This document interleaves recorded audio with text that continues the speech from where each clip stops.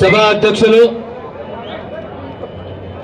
సంగారెడ్డి జిల్లా కాంగ్రెస్ పార్టీ అధ్యక్షులు చెల్లెల నిర్మలమ్మ గారు, ఈ సార్వత్రిక పార్లమెంట్ ఎన్నికల్లో కాంగ్రెస్ అభ్యర్థిగా జైరాబాద్ నియోజకవర్గం నుంచి పోటీ చేస్తున్న నా మిత్రుడు సురేష్ షెట్కర్ గారు, గౌరవ శాసనసభ్యులు సంజీవ్ రెడ్డి గారు, మదన్ గారు, మాజీ శాసనసభ్యులు లక్ష్మీకాంత్ గారు, మాజీ శాసనసభ్యులు చంద్రశేఖర్ గారు, చైర్మన్లు, వేదిక అలంకరించిన పెద్దలు, కాంగ్రెస్ కార్యకర్తల కాలాతీతమవుతుందనే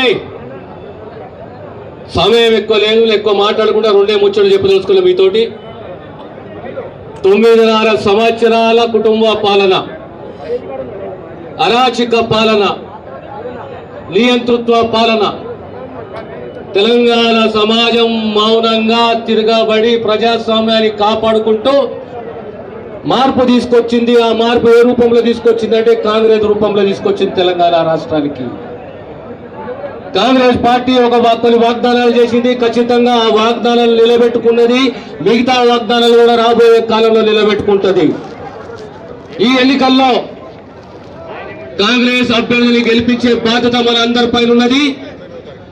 ఈ యొక్క పార్లమెంట్ ఎన్నికలతో ఎన్నికలు సమాప్తం కావు. ఈ పార్లమెంట్ ఎన్నికలు అయిన కనీసం 15 రోజులప్పుడు sarpanch elections, MPTC elections, ZPTC elections, జిల్లా పరిషత్ ఎలక్షన్స్ అన్ని ఎలక్షన్ రాబోతున్నాయి కనుక మీ అందరూ కూడా ప్రతి కాంగ్రెస్ కార్యకర్త ప్రతి గ్రామంలో సర్పంచ్ గానో, ఎంపీటీసీ గానో, ఎంపీపీ గానో, జిల్లా పరిషత్ చైర్మన్ గానో, జెడ్పీటీసీ గానో గెలవాలని కలగంటున్నది కాంగ్రెస్ పార్టీ, కాంగ్రెస్ నాయకత్వము. కనుక ఇదంతా మీ పైన ఉన్నది, మీ పైన భారం ఉన్నది. కార్యకర్త ముందు పోయి సమన్వయంతో, ఓపికతోటి ఈరోజు త్రిముఖ పోటీ కాదు. బీఆర్ఎస్ ని ఓడించాము, ఇప్పుడు మనం బీజేపీని ఓడించాలి. మనకు వచ్చి 4 నెలలైంది, ఇంకా 4 సంవత్సరాల 8 నెలలు ఉన్నది. తెలంగాణ రాష్ట్రానికి సామాజికంగా, ఆర్థికంగా అనేక కార్యక్రమాలు మనం చేపట్టాలి. 6 గ్యారెంటీల వాగ్దానం ఇచ్చినాము. 6 గ్యారెంటీలో 5 గ్యారెంటీలు నెరవేర్చినాము. ఇంకొక గ్యారెంటీ ఉన్నది. దాంతో సహా రైతు రుణమాఫీ ఉన్నది, ఇళ్లు ఉన్నాయి, ఇళ్ల స్థలాలు ఉన్నాయి. ఆ మాట ఖచ్చితంగా కాంగ్రెస్ ప్రభుత్వం రేవంత్ రెడ్డి గారి నాయకత్వంలో నిలబెట్టుకుంటుంది.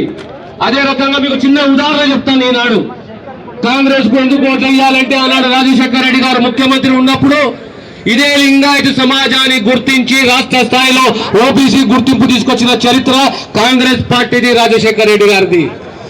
ఈరోజు జాతీయ స్థాయిలో కూడా ఈ కమ్యూనిటీని జాతీయ స్థాయిలో ఓబీసీగా గుర్తించే దిశగా కాంగ్రెస్ ఏఐసీసీ కృషి చేయబోతున్నది. అదే రకంగా సమాజంలో శాంతి, పరస్పర గౌరవము, రాజ్యాంగము, సంక్షేమము, అభివృద్ధి అందించే దిశగా కాంగ్రెస్ ఎప్పుడు ఉన్నది. భవిష్యత్తులో కూడా కాంగ్రెస్ ఉంటుంది కదా. ఈ సమాజాన్ని కాపాడుకునే, ఐక్యతని కాపాడుకునే బాధ్యత ప్రతి కాంగ్రెస్ కార్యకర్తపై ఉన్నది. విమర్శలు కావు. కాంగ్రెస్ చరిత్ర చెప్తున్నది ఏ రకంగా ఈ దేశానికి సేవ చేసిందో. కాంగ్రెస్ చరిత్ర చెప్తున్నది నాయకులంగాను దార్శనికులు ఇచ్చింది ఈ దేశానికి కాంగ్రెస్ పార్టీ. చిన్న ఉదాహరణ చెప్తాను. తెలంగాణ రాష్ట్రం ఇచ్చింది కాంగ్రెస్. ఆనాడు ఫీజు రీయింబర్స్మెంట్ ఇచ్చింది కాంగ్రెస్. ఆనాడు 4% రిజర్వేషన్ ఇచ్చింది కాంగ్రెస్. రకరకాల పథకాలు తీసుకొచ్చి అందించింది కాంగ్రెస్. కానీ భవిష్యత్తులో కూడా రేవంత్ రెడ్డి గారి నాయకత్వంలో ఖచ్చితంగా తెలంగాణకు సంక్షేమాన్ని, అభివృద్ధిని ఇవ్వబోతున్నది కాంగ్రెస్. విమర్శలు కాదు. ఈ రోజు ప్రతిపక్షము 4 మాసాలు ఒప్పుకోబట్టలేకపోతుంది. 4 మాసాలు ఒప్పుకోబట్టలేకపోతుంది. అదేమైపోయాయి, ఇదేమైపోయాయి, ఆ వాగ్దానం ఏమైపోయాయి, ఈ వాగ్దానం ఏమైపోయాయి. అయ్యా మేము 9.5 సంవత్సరాలు తోపుడి, దగ, అబద్ధాలు, కుటుంబ పాలన తెలంగాణ సమాజం భరించింది. ప్రజాస్వామ్యంలో స్వేచ్ఛతోటి కాంగ్రెస్ ముందుకు వచ్చింది.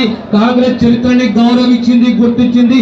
తెలంగాణ సమాజం తిరిగి కాంగ్రెస్ ప్రభుత్వం ఏర్పడడం కనుక రాబోయే కాలంలో ఖచ్చితంగా కాంగ్రెస్ కార్యకర్త కాలం ఎగరేసుకొని ముందుకు పోయే రకంగా కాంగ్రెస్ పార్టీ, కాంగ్రెస్ ప్రభుత్వం పనిచేస్తున్న విషయాన్ని తెలియజేస్తూ దయచేసి ప్రతి బూత్ లో, ప్రతి గ్రామంలో కాంగ్రెస్ కార్యకర్త తెగించి ఓట్లేసి వేయించి కాంగ్రెస్ పార్టీని హస్తం గుర్తుని సురేష్ షెట్కర్ గారిని గెలిపించవలసిందిగా కోరుతూ ప్రార్థిస్తూ సెలవు తీసుకుంటారు.